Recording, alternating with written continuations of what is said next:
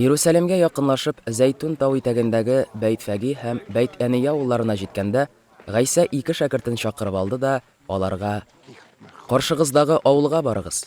Анда керү белән моңарчы һич кем атланмаган, бәйдәге яшь ишәкне күрерсез.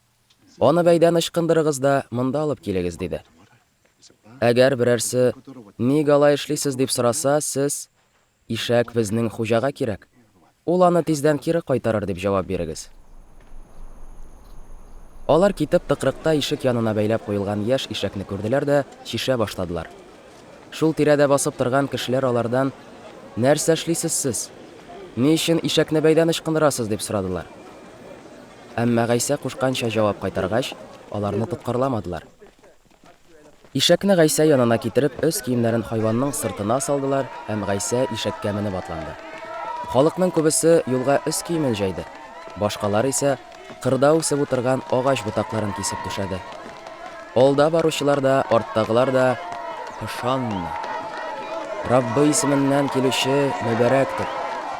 Атабыз Давудның якынлашып килгән патшалыгы мөбарәк. Югарыда, күкләрдә Хошанна", дип кычкырды.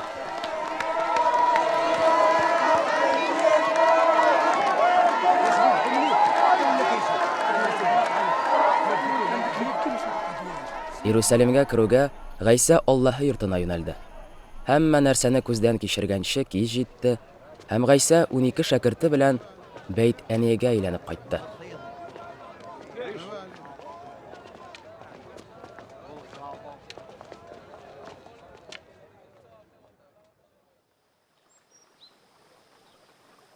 Иртәгесе көнне Бәйт-Әниядән чыкканда Гайса ашыгып киткән кебек булды. Еракта куе яфраклы инҗир агачы күреп, ул җимеше булмасмы дип агач янына килде. Әмма анда яфрактан башка берни күренмәде. Җимеш өлгерергә әле иртә иде. Инҗир агачына Гайса: "Моннан ары җимешеңне мәңге беркем ашамасын", диде. Шәкертләре исә моны ишетеп тордылар.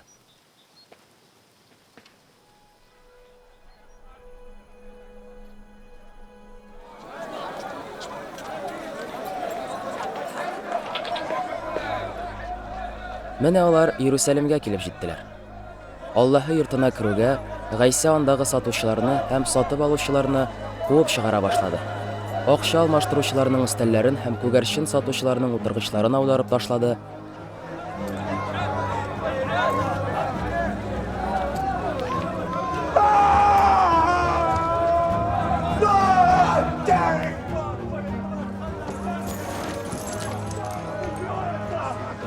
Аллаһы йортының ишек алды аша нәрсәдер күтәреп узучыларны да тыйды. Аннары Гайса халыкка гыйлем биреп: "Изге язмада минем йортым барча халыклар өчен дуга кылу йорты дип аталар дип әйтелмәгәнме?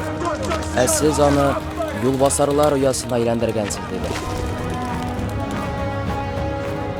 Баш руханилар һәм канун белгечләре бу хакта ишеткәч, Гайсаны һәлак итү әмәлен эзләргә тотындылар. Чөнки бар халык аның гыйлем бирүен таң калып тыңлаганга, алар аңардан курка иделәр. Кич җиткәч, Гайса шәкертләре белән шәһәрдән китте. Иртәгесен инҗир агачы яныннан үтеп барганда, алар агачның очыннан алып тамырына тикле корган булуын күрделәр. Петер исә кичә нәрсә булганын исенә төшереп, Гайсәгә: "Остаз, кара әле, син каргаган инҗир агачы кырып төшкән бит", диде. Аларга җавап итеп Гайса: "Аллаһыга ышаныгыз", диде.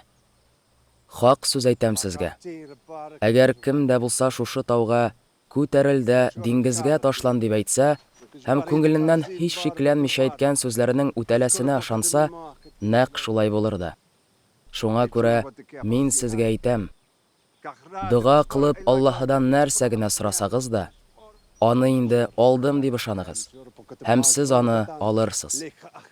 Шулай ук дуга кылып торган чакта да берәрсенә үпкәгез булса, күктәге атагыз гаеп эшләрегезне кичерсен өчен үзегез дә һәммә кешене кичерегез."